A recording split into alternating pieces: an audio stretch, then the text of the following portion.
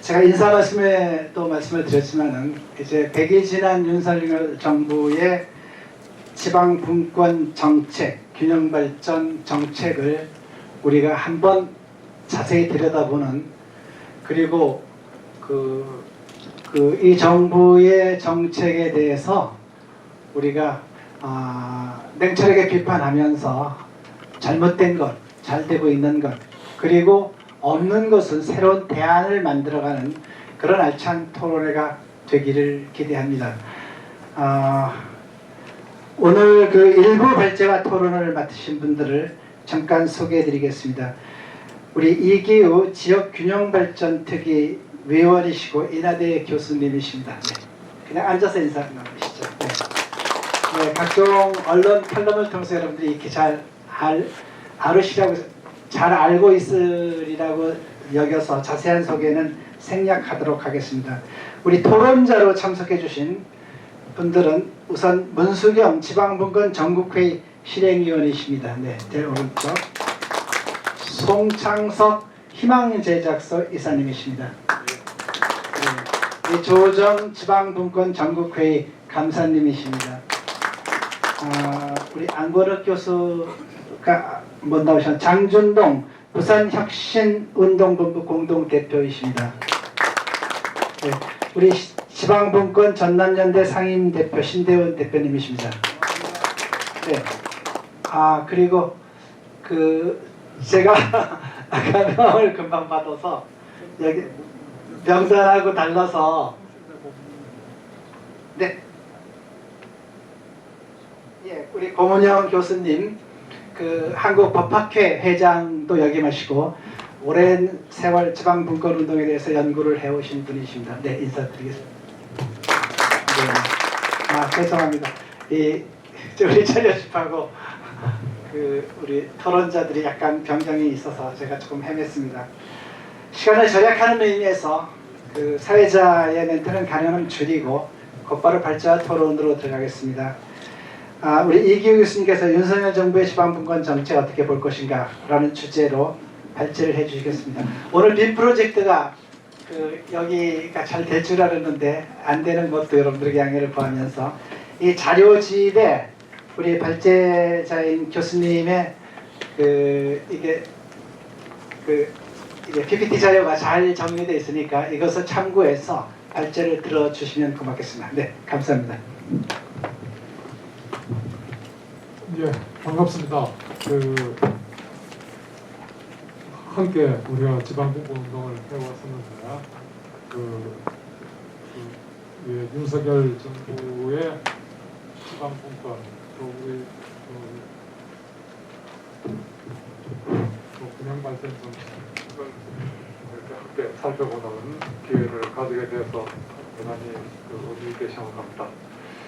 우선 균형발전을 위해서 우리가 그동안에 운동하면서 항상 느껴왔듯이 이 대통령의 의지, 최고 국정책임자의 대통령의 의지가 중요한데 그동안에 말씀하신 것들을 모아보면 의지가 상당히 강하다. 그래서 지방시대라는 말도 만들어내고 그 다음에 지방 균형발전이 이제 선택사항이 아니라 필수사항이 되었다 하는 절박함 이런 것이 있는 것 같고요. 동시에 지방 분권을 통해서 지방 스스로 발전의 돌파구를 열고 그 다음에 국가는 그것을 지원하는 역할을 하겠다 하는 기본 방향을 잡고 있습니다.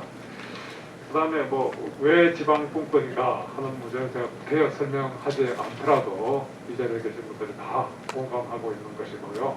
저는 어떤 국가가 좋은 국가냐 할 때 국민들이 행복하고 잘 사는 나라, 경제적으로 번영하는 나라라고 하는데 우리가 실정적으로 보면 마스크를 좀 벗어달라고 합니다. 실정적으로 보면 이 가장 세계에서 행복지수가 높은 나라들 이런 나라들 보면 지방분권이 잘 되어 있는 나라들이고 또 경제적으로 번영하는 나라들 북브라파라든가 스위스 등 이런 나라들 보면 분권이 잠겨 있는 나라들이다. 뭐 이론적으로도 그렇지만 실정적으로 분권이 되면 또 되어야 국민이 행복하고 번영한다.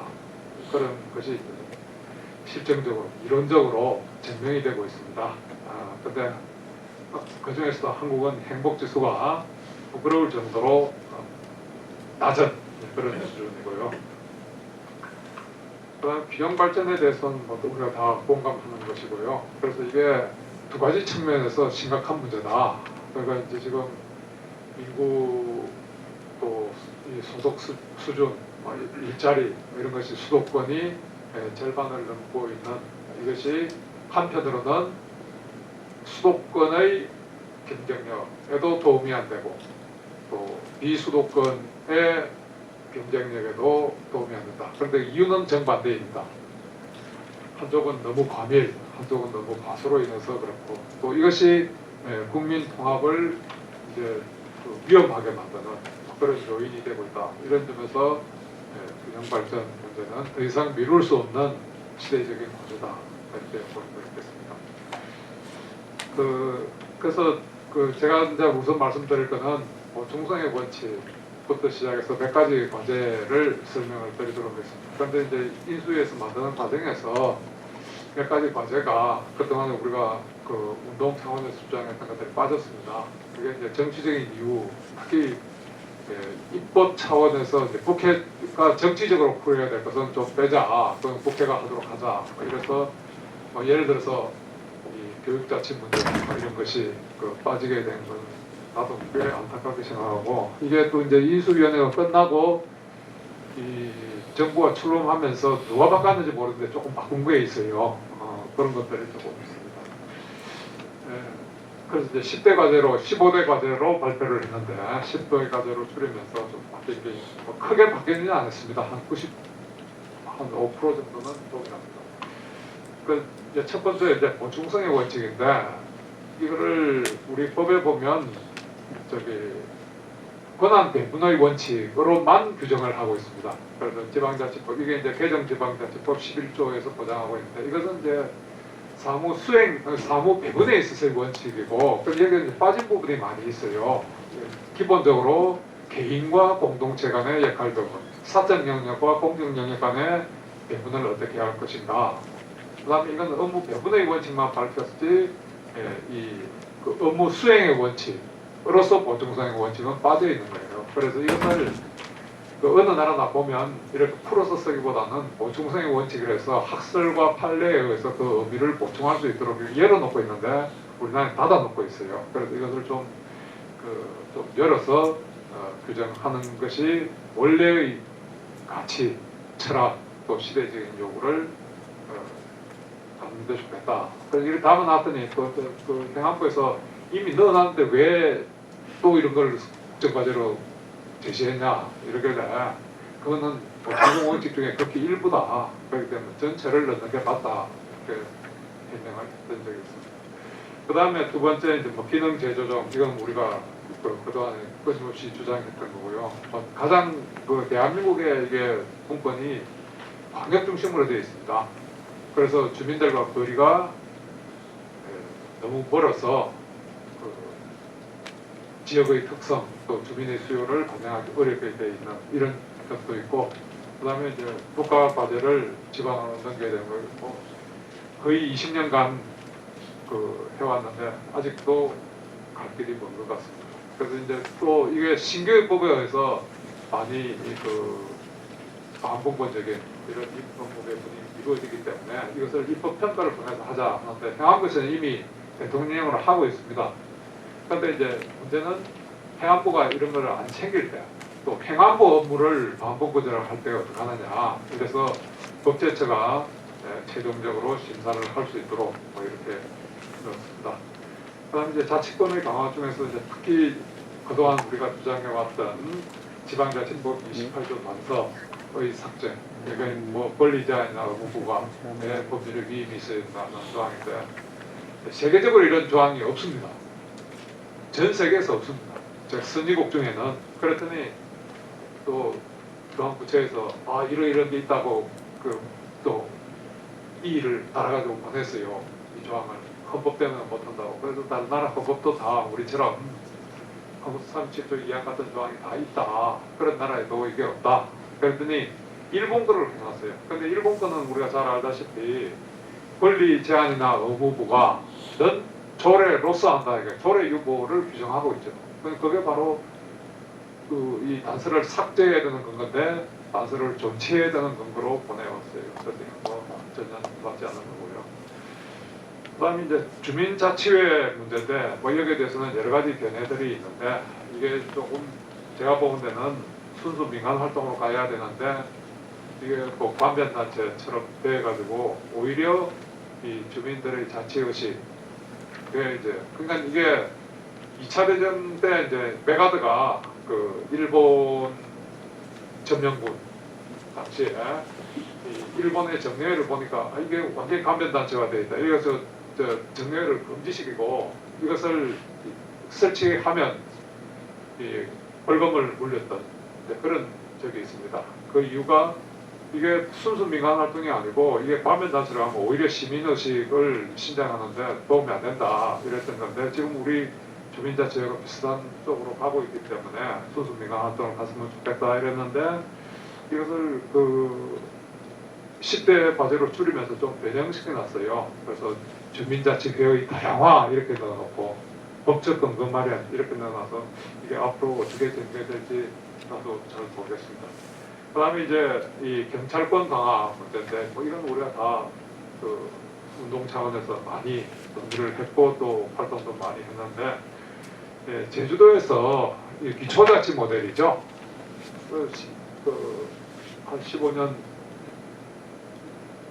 해가지고 나름대로 긍정적인 평가를 받고 있는데 그것을 전혀 다른 모델로 지금 입법화가 돼가지고 이게 국가경찰인지 자치경찰인지 구별이 안 되는 그래서 원래 달성하려고 했던 체감 치안의 향상 또 주민 참여 뭐 이런 것에 역행하고 있는 그런 현실이기 때문에 이것을 이원화하고 그 다음에 이 책임 지방자치단체 자기 책임성을 치안 분야에도 분명히 하겠다 하는 그런 뜻으로 이것을 국정과제로 했습니다. 그다음 이제 특별자치도 이제 세종하고 그 제주도가 두 개였는데 지금 강원도가 추가가 됐죠. 이것은 그 긍정적인 면도 있고 또 기존의 제주도에 갔더니 이거 어떻게 되는 겁니까? 그 제주도가 위치가 흔들리는 거 아닙니까? 이러길래 제가 그랬어요. 지금 제주도의 특별자치도가 법률 조문은 보면 485 5개 조문이 돼가지고 아마 우리나라에서 가장 긴 법일 겁니다. 그런데 실제로 분권화된 것은 기대에 훨씬 못 미치는 그런 수준이고 이 세종시하고 이제 강원도의 특별법은 지금 조문도 뭐 20몇 개의 조항으로 이렇게 되어 있죠. 그래서 내용이 거의 없어요. 그래서 이 내용을 어떻게 채울 것인가. 그런데 여기에 두 가지 면에서 긍정적으로 작동하지 않을까. 이 강원도가 추가된 것은 하나는 이 분권을 향한 경쟁이 일어날 것이다. 것이고 그 다음에 분권의 장애물이 생기면 새 시도가 힘을 합쳐서 그 추진을 독려할 것이다. 뭐 이런 면에서 추진력이 좀 특별자치도의 추진력에 강화가 되지 않겠느냐 이런 생각이 들고요. 제주 특별자치도의 경험은 다른 지방으로 많이 확산이 되고 있습니다.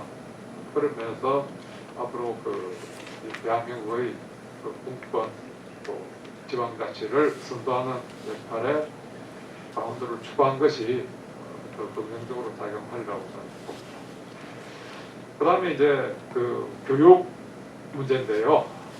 지금 이 교육이 정주 요건으로서 결정적인 역할을 하고 있죠. 그래서 예를 들어서 뭐 제가 고향이 울산인데 울산 상당히 교육 수준이 높을 것 같은데 사실은 굉장히 열악합니다.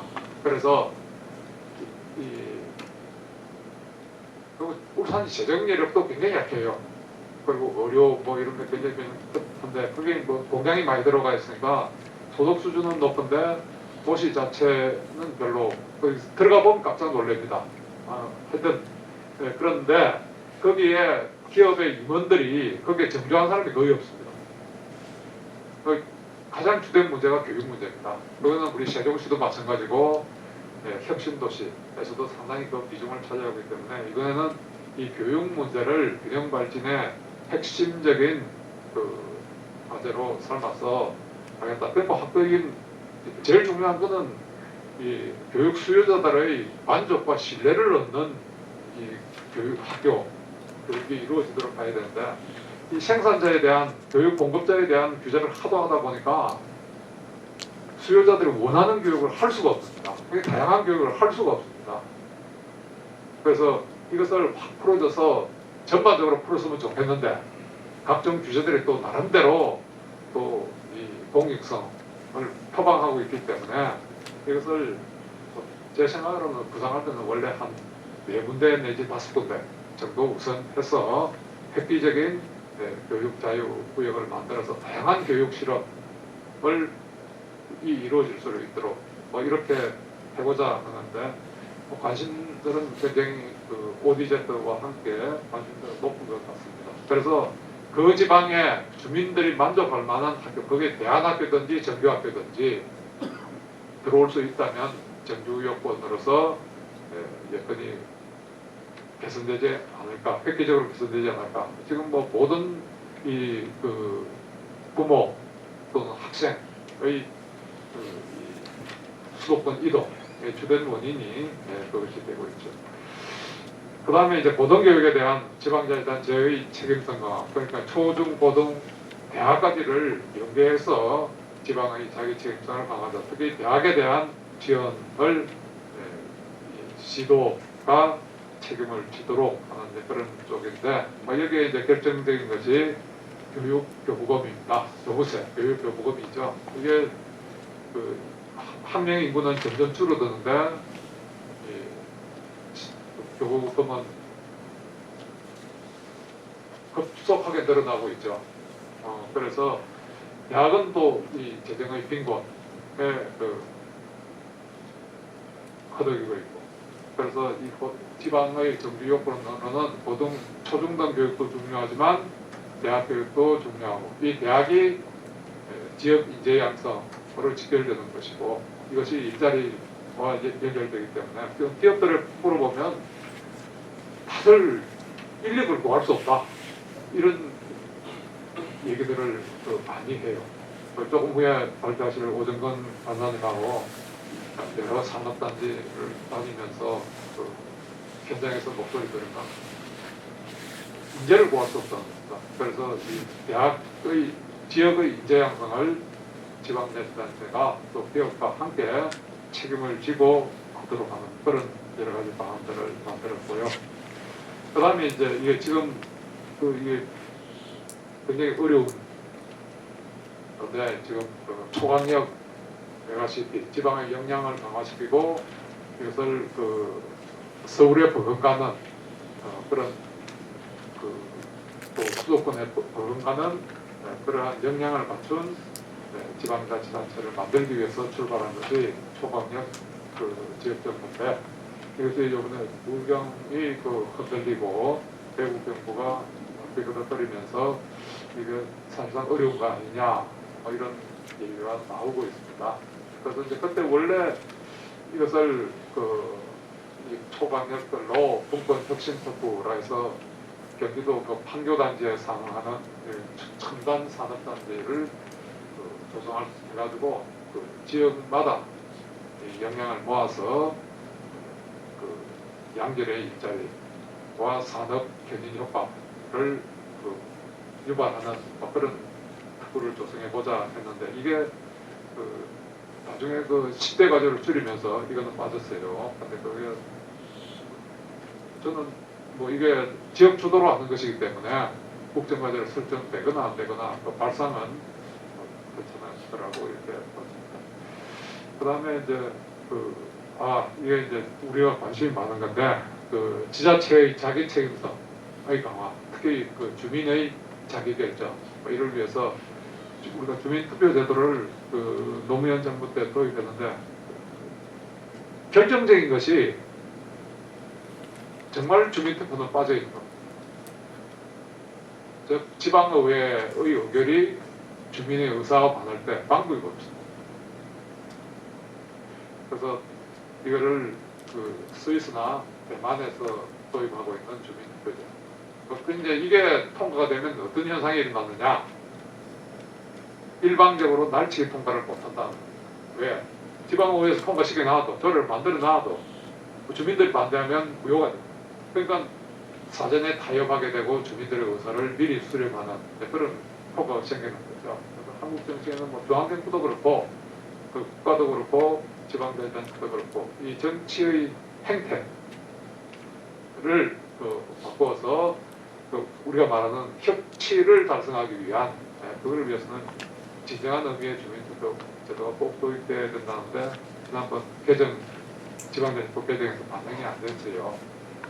협치가 그래서 스위스에서는 진정한 의미의 주민투표, 즉 지방의회의 의결 또 지방자치단체의 결정에 대해서 주민들이 그 효력 여부를 결정하는 그런 주민투표가 이제 빠져 있는 거죠. 그래서 이것을 도입하는 것을 과제로 한번 넣어놨습니다.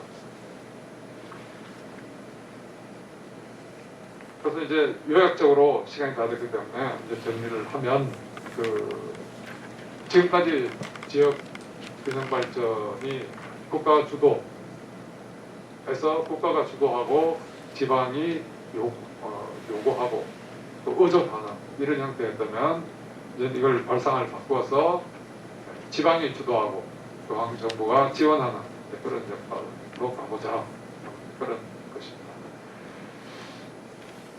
다음 이제 현안 문제인데요. 이것도 오늘 심도 있게 논의될 걸로 생각합니다만 현재 이 추진기구가 잘못되어 있으면 추진이 안 되죠. 그러니까 지금까지 사실 균형 발전은 박정희 시대 때부터 시작이 되었다고 볼 수가 있겠죠.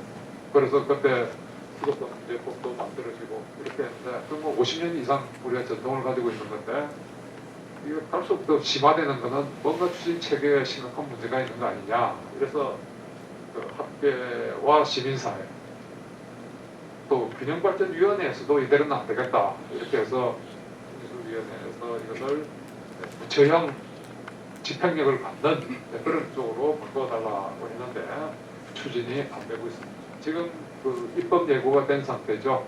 여기도 보면 원래 이것을 통합을 했던 이유가 하려고 했던 이유가 뭡니까? 왜 한 개로는 역량이 약하니까 이걸 합쳐서 역량을 키우고 집행력 또 입법 제한권 이런 것을 부여해서 강력하게 추진하도록 했는데 그 내용이 빠지고 물리적인 통합만 지금 되고 있고 그런 것이에요. 그리고 지금 출범을 못하고 있습니다. 사실. 그래서 인수위원회에서 독대 국정과제로 선정을 했고 국민들에게 선언을 했지만 추진을 아직 시작을 못하고 있습니다. 이게 기구가 아직 구성되어 있지 않기 때문인데 그래서 한편으로는 이 강력한 권한을 갖는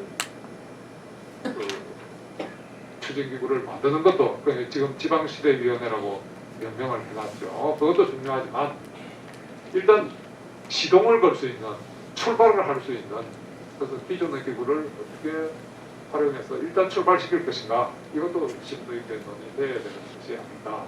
그리고 장기적으로 바람직한가 하고 현실적으로 어떻게 해야 되느냐 이런 문제를 함께 우리 시민사회 학교에서 논의해야 되지 않나 이렇게 생각하고요. 마지막 그림은 제가 평생 이쪽 분야를 연구한 결과를 그림으로 남긴 겁니다.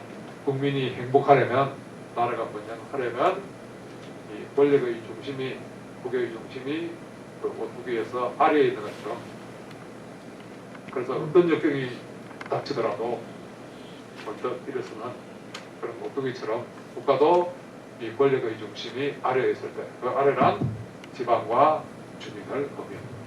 그럴 때 행복한 나라가 되고 번영한 나라가 될 것으로 봅니다. 네, 감사합니다. 네.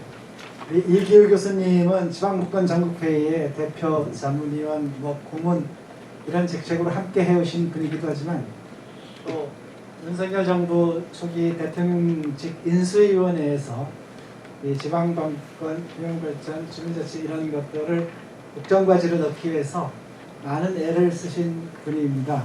그리고 그래서 그 인수위원회에서 활동하시면서 주장하셨던 것, 또 한계 이런 것들을 말씀해 주신 것 같습니다.